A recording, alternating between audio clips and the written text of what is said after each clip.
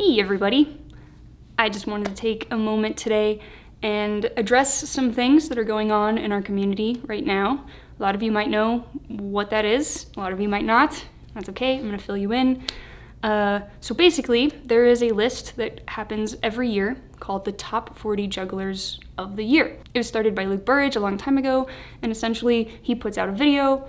People can vote for their top 10 jugglers of the year, whatever that means to them, and then he will take all of the responses and compile a list of the top 40 results. It's been going on for a while, it's always been like that, and it is what it is. However, for a while now, people have been pointing out that the list doesn't seem to accurately reflect what we see in the real world in juggling. Year after year, the list is primarily composed of white men and has an alarming lack of both women and people of color. And yes, clearly white men make up the majority of our community, and so it's not surprising that a lot of them are on the top 40 list. But many people have criticized it, saying that it clearly favors white men more, and that so many people are unfairly left off of the list for a variety of reasons. I've seen this discussion happening for years. I'm sure it's been happening since the list began, but I've especially seen it really talked about in the last couple years, and especially this year. People have been talking about the inequalities within our juggling community so much more this year, and frankly, how the list reflects that, and is clearly a symptom of that, and also feeds back into the problem. And it's been an interesting discussion. Yesterday, Luke, the creator of the list, came out with a new rule. He said, in an attempt to try something new and different and fun, he wants to do an experiment where instead of voting for just any top 10 jugglers, you can vote for up to 5 men and up to 5 women, essentially creating a gender quota on the results of the top 40 list. Now, one of the main concerns with that is that by doing that, by creating that quota, you are allowing more women to be put on the list who are theoretically less deserving of that spot, and as a result, pushing more men off the list who otherwise would be deserving. And I think that's a completely valid concern. That is a common concern with quotas in general, with equal opportunity actions. It's a bold move, and I think on the surface it appears like a pretty unfair one.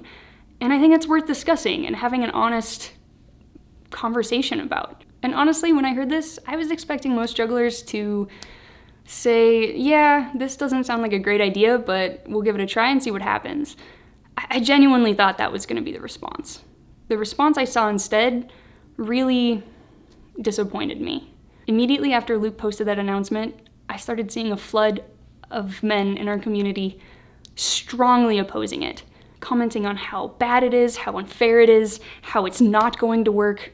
All these very intense, strong reactions so quickly. And I was shocked. I was shocked because so many people in our community genuinely opposed to this thing that they hadn't even thought about yet, that they didn't even give a chance. And yet they were so quick to tear it down, to shut it down, to boycott it, to claim that it won't work, to claim it won't fix the problem.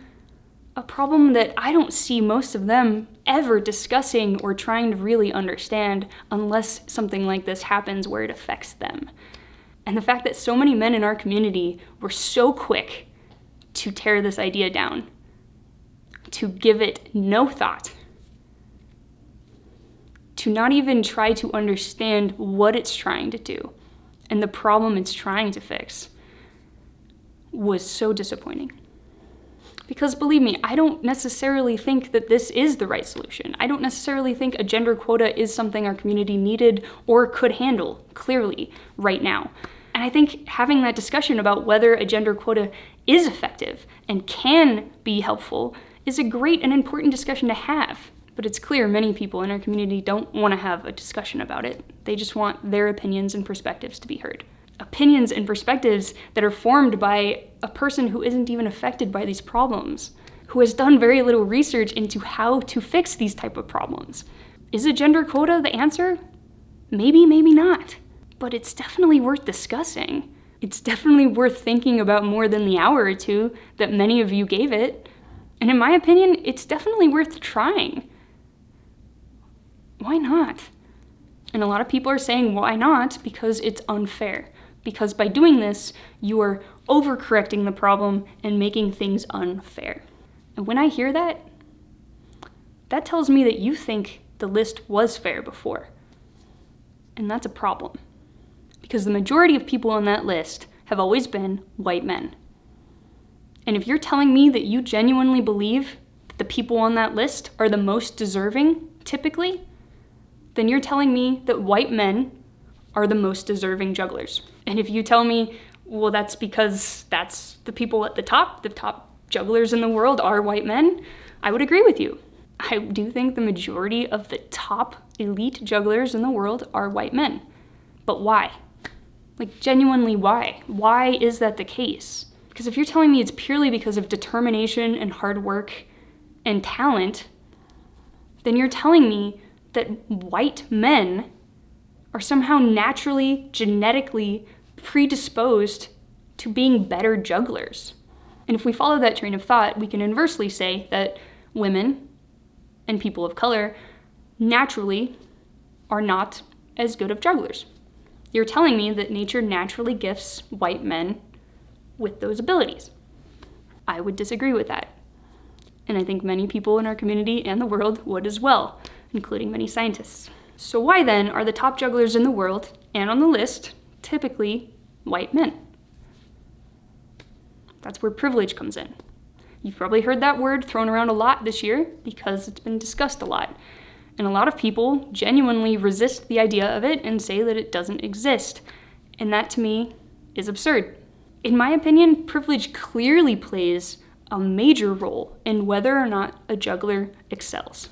And there are a lot of types of privilege. There are a lot of factors that go into whether you can become a great juggler. Hard work, determination, and talent are just a fraction of it. What country you're born in, what language you speak, how much money you or your family have, what age you were when you were first exposed to juggling, when you were born in the timeline of history and technology, your gender, your sexual orientation, your race, all of those things and more are really complicated, and they can add up to create a significant privileged advantage for a lot of people, typically for white men. And that is not to say that hard work and determination and talent don't factor in. Of course they do. Because if that weren't the case, then all white men would be Anthony Gatto, and that's clearly not reality. You still have to have an amazing blend of incredible hard work, incredible determination, and incredible talent. And that's not even to say those without those privileges can't make it. Clearly, we do see people break through all of that stuff and still make it. We have amazing women jugglers throughout history. We have amazing jugglers of color. But when that ratio is so disproportionate, you have to acknowledge that there's something else going on. That a lot of those people are simply not getting as fair of a chance. That they're getting filtered out before they ever get to reach their potential, because of factors that have nothing to do with hard work or determination or talent. That's privilege. And believe me, I'm not even saying that being a woman is the biggest hindrance you can get in juggling. I don't think it is. I have a ton of privilege. Being a white woman gives me a ton of privilege. Everyone watching this video has a ton of privilege. Because there are jugglers all around the world that don't have access to half of the things we have just because of the country they're born in. And I can guarantee you there are some of those jugglers that have far more hard work, determination, and natural talent than all of the people on the top 40 list. But they will never get there because of privilege. And it continuously trickles down. And every barrier you add to a person that has nothing to do with juggling, the odds of them not making it go up. And the fact that a couple do make it, there are a couple people on the list that are different, doesn't negate the fact that if they didn't have those barriers, more people like that would probably make it. And if you're so concerned with fairness and having the best possible competition, you would want everyone to have a fair shot. We genuinely tried to make this a fair competition, genuinely tried to help those with less privilege have the opportunity to be great, as much opportunity as those with privilege. If we genuinely did that, I think we'd be amazed at how much the technical ability goes up in our community. We'd be amazed at how much diversity we would see in the top. But those people are constantly getting picked off at various parts in their journey for factors that have nothing to do with how hard they work. And if you're really concerned with how fair the list is, and you really genuinely think that those who deserve it the most should be at the top, then you would care more about correcting that privilege so that those who do deserve it can get there. Not to mention that the top 40 jugglers list is essentially just a popularity contest. And if you really think that popularity is based purely on skill, I don't know what world you're living in. Popularity is so heavily affected by things that have nothing to do with juggling. Things like how active you are in a community, your ability to be active in a community, to even go to a community, how active in public you are online, your ability to even do that, your comfortability in the public eye, your comfortability being judged, how relatable you are, how much people feel like they connect and relate to you, even what you look like, whether people are attracted to you or that you fit the mold that they expect somebody who's popular in this area to look like. And of course, yes, skill. All of those things and more go into popularity, but it is not all about skill, and it is definitely not all about who deserves it more. Popularity has very little to do with deserving, which is something that people had no issue pointing out when I made it into the top 10. They had no issue telling me over and over again that I don't deserve to be up there. They had no issue telling me that the list was not fair when I'm on it. But now suddenly, so many people are claiming that the list was fair before and it's now not with this new rule. Or is it rather that before it was primarily benefiting you, based on judging criteria that benefits you and your privilege? And I think this is all complicated. I do. I genuinely think popularity is complicated. I think privilege is really complicated. I think racism is complicated. I think sexism is complicated. It's all very complex, and the answers are not obvious. And I totally understand why, for most people, the idea of judging this list based on who works the hardest makes sense, because it's simple. But when you do that, you're ignoring the fact that the world is not simple. It is complex. And all these other things are so complex. And by having a list that appears so simple, that people then use to reinforce some of this negative behavior, to reinforce this idea that they don't have privilege, to reinforce continuously marginalizing members of our community, that list can become a really harmful tool. And for some, yes, it'll be a great motivator. And for others, it'll be a reminder of where they stand in our community and their limited potential. It's complicated. And will a gender quota fix it? I don't know, because it's complicated. But it's something we haven't tried. At the very least, I think it's worth more than the severe lack of thought that so many people have given it already. I think it had the potential to be interesting and fun, and have some fun ripples in our community, especially for women. But I think, based on the intense and immediate negative reaction, and how clear it is that so many people are unwilling to give this a chance, and are destroying this experiment before it even begins, I don't think it will help at all. The only possible positive effect that I think it could have is that we're having this conversation right now.